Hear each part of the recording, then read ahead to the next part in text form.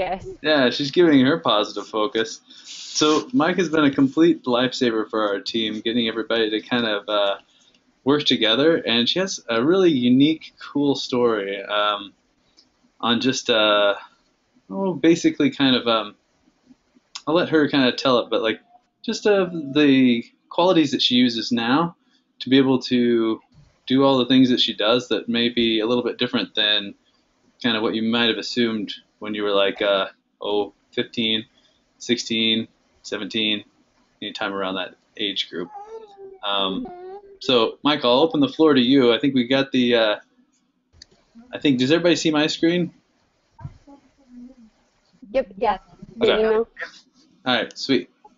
Okay, yeah. So, like Fritz was saying, when he came to me about this, he had mentioned, just talk about something that you would have liked to have known when you were 15 or 16, that you've learned now when it comes to a career or being successful. Um, just what, thinking back. So there were probably a million different things that were running through my head, and actually my husband was like, just talk about your background, talk about um, how you've gotten to this point.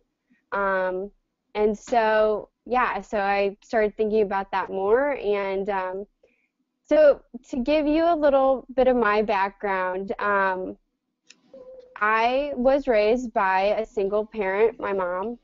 And we live paycheck to paycheck. I'm the first person that's ever gone to college, and the majority of my family doesn't even have a high school degree.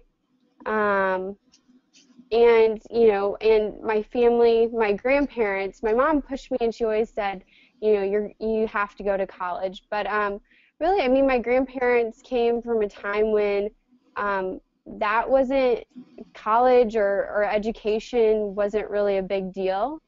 Um, so they said, why would you go to college? Like, you're just going to be wasting money.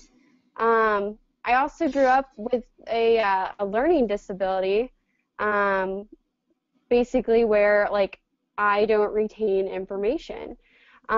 So grew up with that, and also then in high school, my mom became disabled. So the first couple years of college, late high school into my first couple years of college, I was the sole provider for the two of us. So basically, of course, a lot of people, don't know that about me.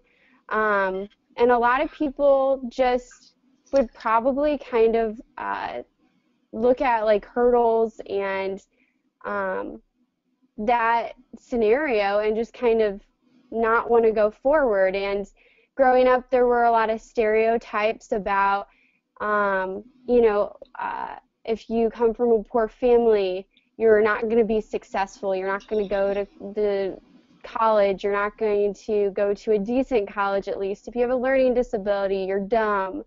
Um, People who don't go to a well-known university aren't as educated. I didn't go to, like uh, an IU, but I went to like a community college that was just another part of IU.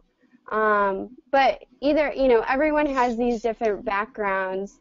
Um, so basically, with the article that I sent as well, it just talks about how you don't need to be the smartest person. You don't um, you know you run into these hurdles throughout your life, and the people that are successful um, basically uh, I'm trying to think of how to explain it, but basically, like, their emotional intelligence is what can get you to that point to be successful.